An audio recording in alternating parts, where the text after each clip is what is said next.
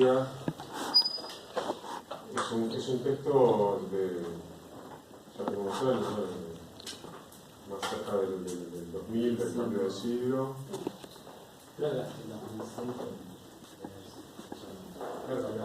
Puede ser, por eso, pero de poco pasado el 2000, digamos, no mucho más.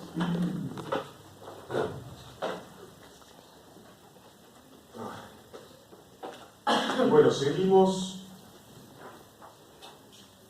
con García Canclini un poco en torno a esta cuestión, esta cuestión que venimos viendo con Ortiz también, que es, o sea, repasando mínimamente, hasta ahora vimos con el primer texto de Ortiz vimos una definición en sí mismo de lo que sería la modernidad. Históricamente ubicándola en los comienzos del siglo XIX, con esa análisis de París y qué sé yo. Después ya vimos en la clase pasada, también con Ortiz, lo mismo, en realidad el mismo proceso que él designa como la modernidad, pero una modernidad, podríamos decir, expandida en el espacio. Una modernidad que profundizó uno de sus procesos esenciales, que es eso que Ortiz llama, en relación con la dimensión del espacio, la desterritorialización. De ahí que cuando determinados procesos sociales se desterritorializan, se desanclan de lo local e inclusive trascienden lo nacional, ahí Ortiz hablaba de modernidad mundo. Dijimos que era casi como un sinónimo que él ponía para hablar de la globalización. Ahora ya García Canclini toma este concepto de la globalización y está instalado en esta época en el análisis de lo más contemporáneo, y junto a la globalización acuña otro concepto que sería más característico de este texto de su marco teórico, podríamos decir, un concepto propio. ¿Cuál es?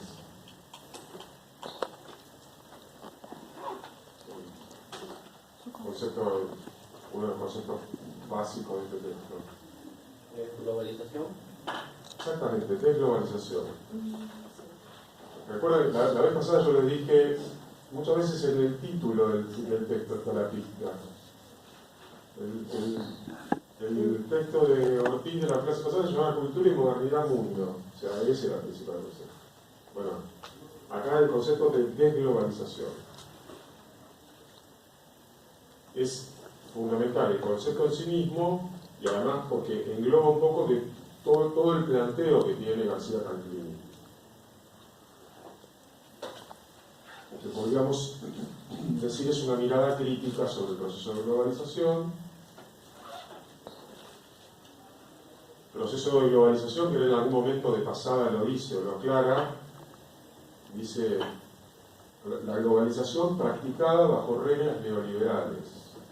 A veces se está refiriendo a la globalización, pero se está refiriendo a un aspecto importante de eso que llamamos globalización, que es cómo el gobierno de ciertas tendencias políticas y económicas de lo que en general se denomina el neoliberalismo.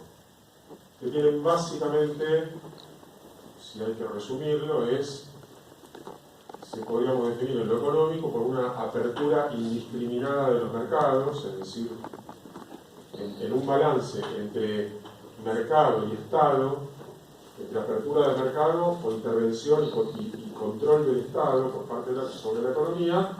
El neoliberalismo rompió ese balance coartando toda la intervención del Estado en la economía y planteando que todo tiene que estar regulado por el mercado. Bien, eso, digamos muy sintéticamente, que es lo que podríamos llamar neoliberalismo, y que es realmente uno de los aspectos fundamentales de trasfondo de esto que llamamos más en general la globalización como definición de época. García Canclini lo enfoca en relación a un objeto de análisis particular que es ¿cuál? Muy bien, las industrias culturales. O sea, ya no es cualquier industria, ya no estamos hablando de la revolución industrial. Casi podríamos hablar de otra revolución industrial porque está cambiando mucho en esta época todo lo que es el campo de la producción, campo del capitalismo.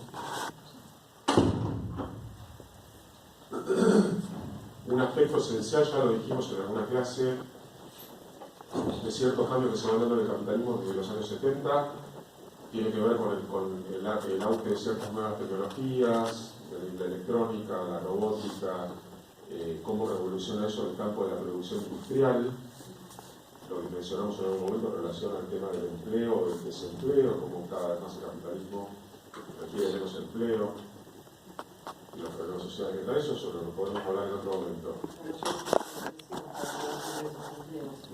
Claro, exactamente. Y como parte de este cuestión de las nuevas tecnologías también podríamos decir que las nuevas tecnologías vienen revolucionando bastante todo lo que es el campo de las comunicaciones y de las industrias culturales que van a tracción del campo de las comunicaciones globales.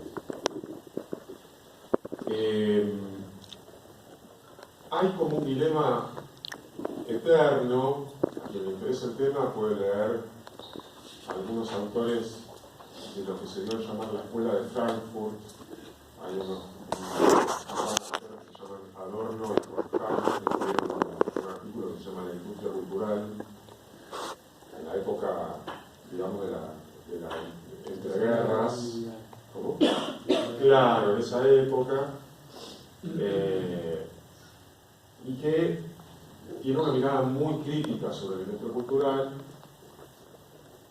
parados ellos desde un punto de vista un poco romántico y quizás hasta elitista, como después algunos analizan, de lo que ellos entienden que tiene que ser la cultura y el arte, casi como si fueran sinónimos, como el cultivo de los grandes valores, estéticos, éticos y estéticos.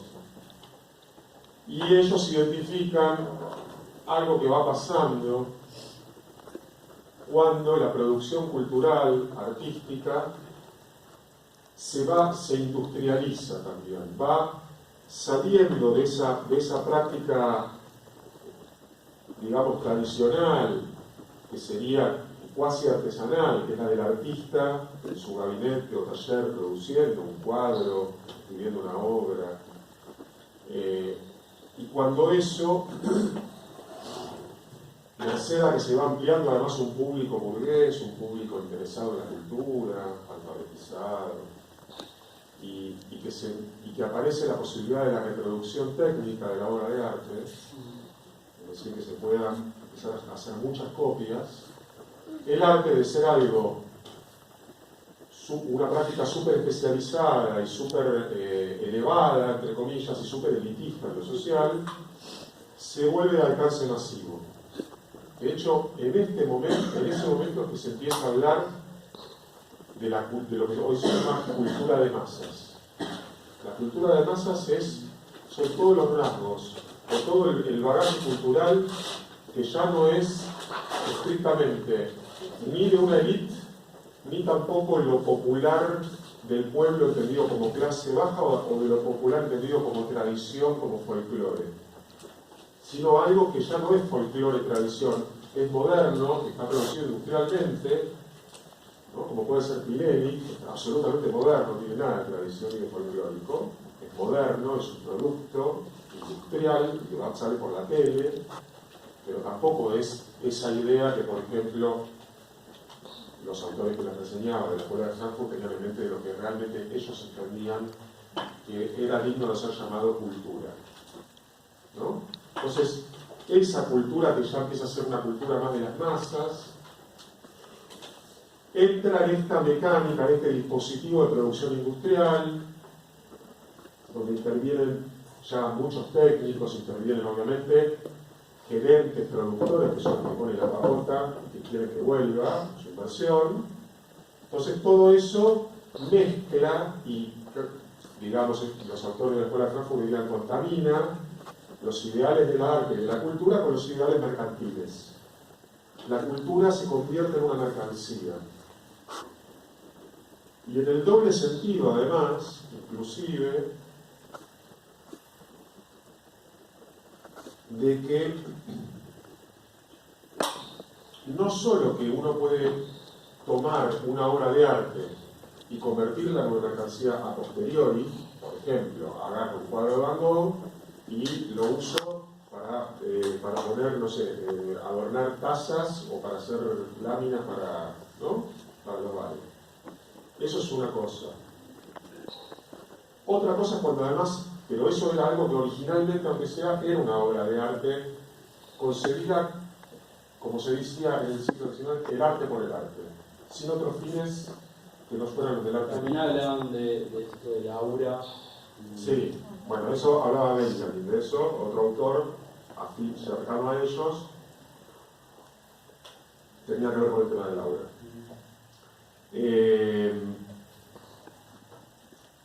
Otra cosa, digamos, otro paso en esta industrialización de la cultura es cuando ya la obra de arte desde el comienzo está concebida para que sea mercancía. Cuando ya desde el bajo, desde el propio proceso de concepción creativo de la obra de arte, ya el fin es comercial. Ya el fin es seguir los gustos y las tendencias del mercado, los gustos de las masas. Bien, eso es, digamos, como una cuestión que está detrás, en alguna medida, de la mirada crítica también de García Canclini cuando habla de las industrias culturales, que es esto que podríamos llamar la mercantilización de la cultura.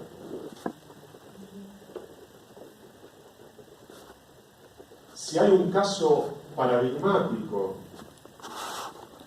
de esta mercantilización de la cultura y de la industria cultural en sí mismo, es el caso del cine. Es un arte, podríamos llamar, eminentemente industrial, donde intervienen muchísima gente, muchísimos fierros, muchísimo dinero, y que tiene la obligación de llegar a muchísimo público para poder amortizar la inversión. En eso el cine es como único.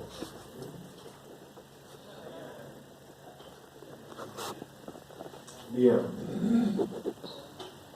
En el texto, García Canclini empieza a plantear algunas consideraciones generales sobre lo que él ve de lo que sería el panorama de la llamada globalización. Hace una crítica, que ahora en todo caso quiero que ustedes repasen un poco en el texto cuál sería las primeras hipótesis que él plantea respecto de esta llamada globalización. A posteriori hace un planteo respecto de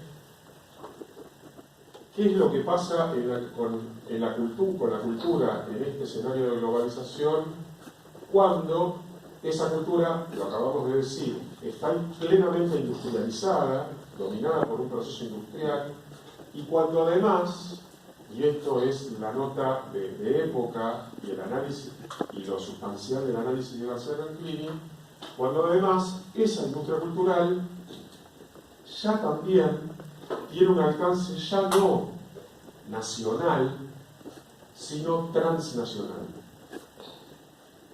Las industrias culturales en alguna época, en la misma época que podríamos identificar hasta mediados del siglo pasado, en que Ortiz mismo decía, las culturas en algún momento tenían como una especie de cierre en lo nacional, en la identidad nacional. Bueno, las industrias culturales también eran nacionales. Eran nacionales en el sentido completamente que apuntaban a un mercado nacional, a un consumo, pongámosle lo que producían acá, discos o películas, producían para un público argentino. Y el público argentino producía esos discos y esas películas producidos acá. La gente compraba discos de tango e iba al cine a ver las películas de Libertad Lamarque. No iban a ver la de Schwarzenegger. ¿Se entiende? Eso es industria cultural nacional, y eso es una cultura que está anclada en lo nacional, que está en ese sentido, volviendo a la jerga de Ortiz, está relativamente todavía territorializada en un territorio muy amplio, como es el de las naciones, ya no las culturas locales, lo tradicional, pero está todavía territorializada en el marco de la nación. Bueno, en este contexto, la globalización ya estamos hablando de elementos culturales, de productos culturales, de películas, de músicas, etcétera, repertorios culturales en general, que ya son globales, y esto tiene un correlato natural, lógico, de que las propias industrias o empresas que producen esos mensajes, esas obras de arte, esos productos culturales, son también transnacionales, son enormes corporaciones que absorbieron a todas las pequeñas empresas de todos los países y se convirtieron en grandes pulpos globales. Hablamos de las librerías, por ejemplo, las editoriales. Y todo se puede verificar en cada campo, el editorial, claro, el de la música. Ellos definen qué es lo que se produce, qué es lo que se publica, qué es lo que se Gobiernan el proceso de la producción cultural de las sociedades a nivel global, nada menos.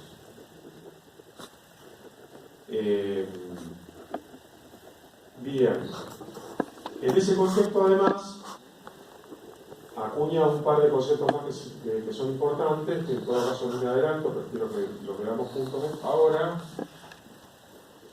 y termina siendo una consideración que nos viene bien para comparar con el texto de la vez pasada, que nosotros veíamos con el ejemplo de McDonald's, que era lo que nos preguntábamos en relación con el McDonald's. Pero, ¿qué era el dilema en relación a cómo ponderábamos el ejemplo de McDonald's? ¿En torno a qué? Al tiempo y el espacio, cómo había Está bien, muy en reducido general todo el tiempo eso, y el espacio. el sistema taylorista, todas esas cosas. Exacto, y cómo entendíamos la modernidad, Claro. pero más en concreto también, ¿por qué McDonald's? Por el fast food. Esa era la conclusión, que McDonald's era fast food, era modernidad alimentaria. Pero ¿por qué elegíamos, por qué McDonald's y no otro ejemplo? Porque era Está bien. nacional. Está bien, está muy bien todo lo que están diciendo y estoy como pretendiendo que ustedes adivinen una telepatía de por qué ustedes tienen que entender qué es lo que yo, a lo que yo voy a apuntar. ¿Cuál era la cultura? ¿Si el fast food o el McDonald's en sí? Eso era más. Bueno, el fast food es el McDonald's, Bueno, fast, sí, el pero era algo McDonald's de es la fast food. cultura. No, el tema era si era fast food o era americanización. Ese era el dilema. ¿Esto es cultura americana o es cultura moderna, global? Si es global, es desterritorializada. Pero es medio como Si que es la cultura americana, moderna. está territorializada. Seguimos pensando como pensaba la antropología, que pertenecía a un lugar. Por más que después se vuelva global, tenía la marca de origen de un lugar, de un país. Ese era el dilema teórico que planteaba Ortiz en la vez pasada. Sí. Pero al fin y al cabo, un poco americanización no es como un sinónimo de modernidad, casi no. No, porque para Ortiz, si vos lo planteas como americanización, estás planteando que eso mantiene en los términos que él tomaba de la antropología, una centralidad, un límite, una referencia a un límite territorial, todo eso que él decía, no podemos seguir pensando en esos términos. Por eso que él decía, esto no es americanización. Aunque sea algo producido en Norteamérica.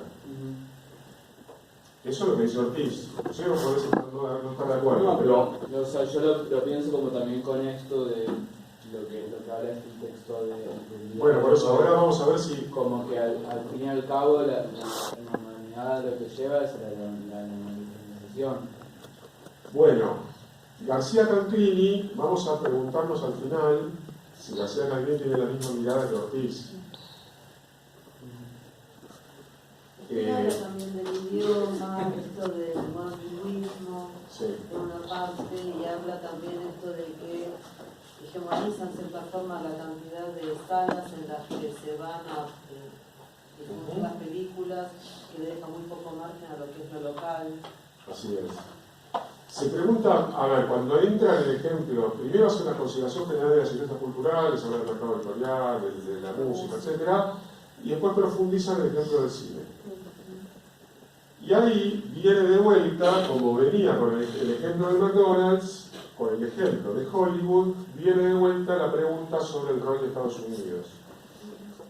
Esta superpotencia que hacía el vino desde mediados del siglo pasado, en todo el campo de la producción, del capitalismo a nivel global y también en particular en relación al campo de las industrias culturales. bueno, y es interesante ver cuál es su mirada y ver si es lo mismo o no que la de Ortiz. Yo lo que advertiría a priori es que ni Ortiz se chupa el dedo, digamos, en el sentido no es inocente respecto del rol de Estados Unidos en la definición u orientación de ciertos procesos culturales globales, por más que él cuestione la idea de americanización de la cultura, no creo que porque él cuestione eso sea ingenuo del rol de Estados Unidos. Ni tampoco García Canclini, porque plantea una mirada, acaso, un poco más o crítica o poniendo de relieve en el propio análisis cierta importancia que tuvo el accionar o el rol de un país dentro de un escenario global, como es en Estados Unidos, tampoco creo que García Canclini ignorase o no estuviese de acuerdo con lo que dice Ortiz, de que esto, más allá de que sea de Estados Unidos, tiene que ver con una dinámica global. O sea, esto es como una advertencia que hago a priori. Lo que sí puede haber son distintos énfasis y elecciones donde uno quiere poner de relieve una cosa y otro quiere poner de relieve otra cosa. Que no quiere decir que sea la verdad completa. Son elecciones analíticas. Pero bueno, me interesa que después... yo lo que les propongo ahora si llego, esto de la realidad, hacer como una introducción, pero les propongo, les dicto unas preguntas